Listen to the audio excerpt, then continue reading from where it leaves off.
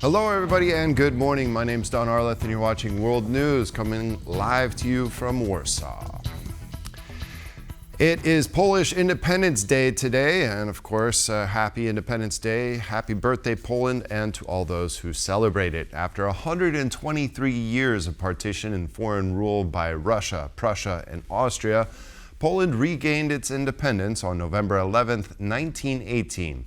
The collapse of the occupying empires during World War I created a unique opportunity for Polish leaders and activists to restore a sovereign state. Today, Poles celebrate their freedom, independence, and sovereignty. November 11th marks Poland's Independence Day. Most of the festivities, including the annual Independence March, are planned in the capital, Warsaw. Celebrations marking 107 years since Poland regained its independence will begin with representatives of state authorities laying wreaths at the memorial to the Fathers of Independence, including Wincenty Witos, Roman Dmowski, and Józef Pilsudski. The ceremony at the Tomb of the Unknown Soldier with President Karol Nawrocki in attendance will take place at noon here in Warsaw. Apart from the Independence March, the streets of Warsaw will also see participants of the 35th Annual Independence Run set off at 11:11 a.m., the start time symbolizing the date of Independence Day. Now, the Independence Run will also take place in Krakow. And even across the Atlantic, Poland's Independence Day celebration already kicked off. On Monday evening, Polish football superstar Robert Lewandowski became the first Pole in history to symbolically light up the Empire State Building with Polish national colors. The FC Barcelona star called the event on the eve of Polish Independence Day a great experience, adding that he is happy to participate in the celebration. I am proud to be Polish. I am proud to represent our country no matter where I am, said Lewandowski, who appeared in New York City alongside his wife, Anna. Inside the building, the footballer symbolically lit the lights of a large model of the skyscraper, while outside, the top of the building automatically lit up in white and red colors. The ceremony was also attended by Polish Consul General Mateusz Sarkozy, who noted that Lewandowski is the first Polish citizen to light up the Empire State Building. Lewandowski was also presented with a commemorative statuette of the building by Robert Pender of the Empire State Realty Trust, which manages the iconic skyscraper.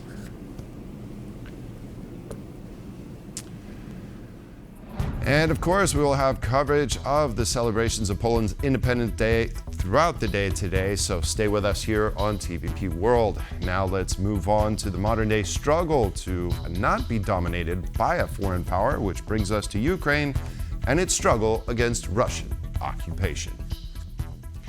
Following a major anti-corruption investigation that uncovered serious misconduct within Ukraine's energy sector, President Volodymyr Zelenskyy has called for urgent accountability and systemic reform. As the country grapples with ongoing Russian attacks and widespread power outages, Ukrainian officials emphasize that the probe reflects their dedication to transparency and reinforces their commitment to European Union accession efforts. Ukrainian President Volodymyr Zelenskyy has called for decisive action against corruption amid an ongoing probe into the country's energy sector.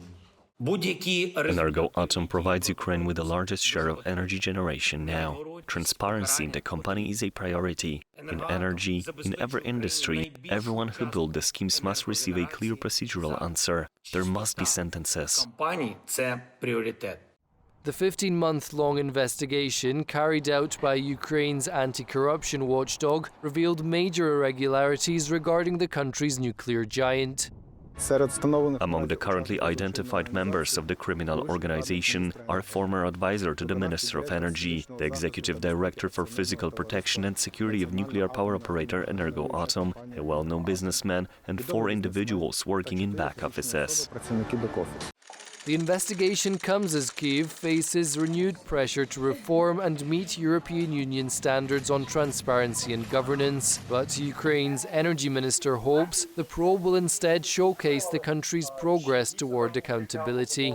I hope that the openness of the investigation will not affect, but will only reassure our international partners that we are open to any actions that are taking place. Meanwhile, Ukraine's energy sector is facing another major challenge. Massive blackouts have hit Kyiv and other regions, with heating and internet cut for hours at a time, after yet another Russian strike on critical infrastructure. In Kyiv here specifically, we've been dealing with 9 hours roughly of no electricity, Saturday, Sunday, today, and that's what's expected for the rest of this week. It's very problematic. Ukraine's gas infrastructure has emerged as Russia's prime target. A move Ukrainian officials say has nothing to do with actual warfare. Gas is used for heating, so trying to turn off the heat during the winter. And basically it's only about civilians. It doesn't affect frontline in any case. We've seen some crazy... Interrupted by a power outage, Zelenskyy recently told The Guardian newspaper that Ukraine urgently needs 27 Patriot systems and hopes to borrow some from European allies. As winter closes in, he says no aid will ever be enough until Moscow stops its assault. In this war, even electricity has become a front line. Today is the third anniversary of the liberation of Kherson by Ukrainian forces. But that didn't stop Russia from attacking the city with indiscriminate targeting of civilians and infrastructure. At least 7 people have been wounded, including 1 child, in Russian attacks on Kharkiv over the last 24 hours, as per reports from the head of the Kherson Regional State Administration, Alexander Prokudin, on Telegram. Now, a number of private buildings and vehicles, as well as a gas pipeline, were damaged in the attacks. Russia carried out some 14,000 strikes on the Kharkiv region in October alone. And the total number of attacks on the area since the start of the invasion is estimated around 120,000.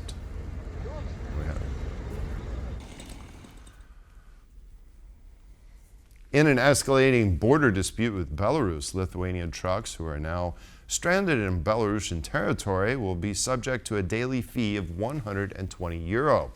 According to a decree signed last week, those who fail to pay the charge risk confiscation of their vehicles.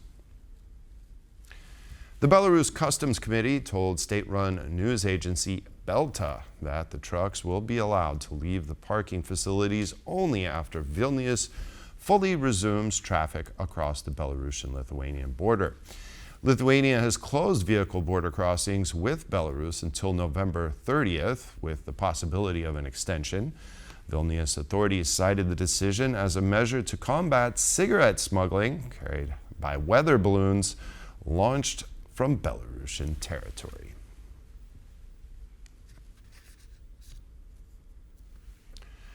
The appointment of John Cole as U.S. Special Envoy to Belarus is a welcome move.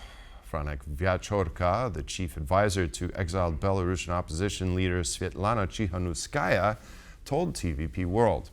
Vyachorka said that Cole earlier this year secured the release of a number of political prisoners and that more detainees would now be freed. It shows primarily that Belarus remains on the agenda of President Donald Trump. John Cole is working on Belarusian political prisoners since February. We were advocating for a long time to have the special appointee for Belarus. After 2021, when Julie Davis was ambassador and special envoy for Belarus, we didn't have anyone.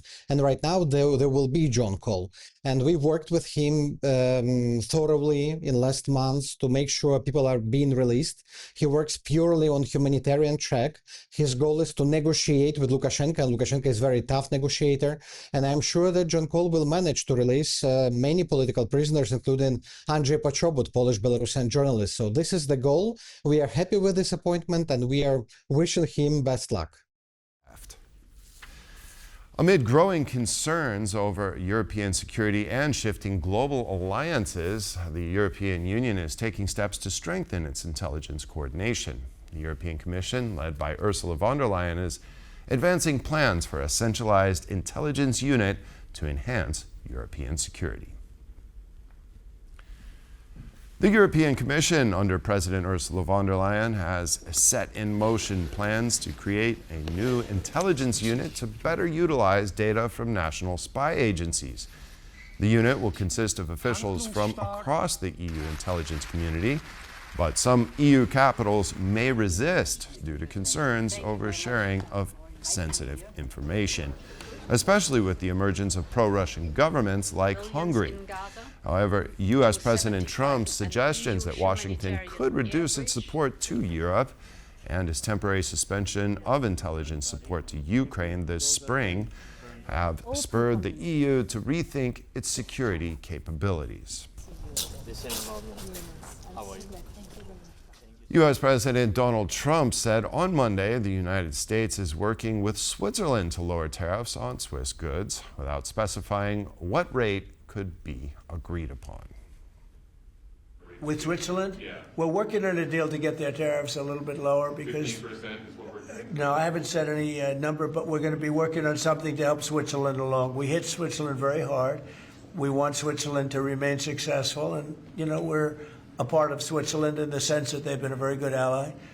Yeah, we're working on them and some others, and we're working on others to increase them a little bit too. Former French President Nicolas Sarkozy has been granted an early release from jail, less than 3 weeks into his 5-year sentence. The former leader described his time in prison so far as a nightmare. Former French President Nicolas Sarkozy has been granted an early release from prison less than 3 weeks into his 5-year sentence. The public prosecutor recommended he be released pending his appeal trial, explaining that the former president does not represent a flight risk. This decision is a normal application of the law and the penal code procedure.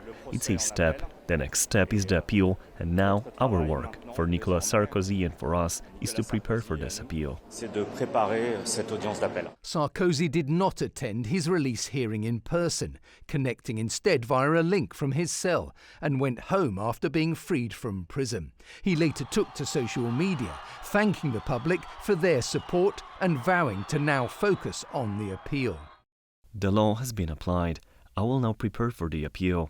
My energy is focused solely on proving my innocence. The truth will prevail. This is a lesson that the life teaches us. The rest of the story remains to be written.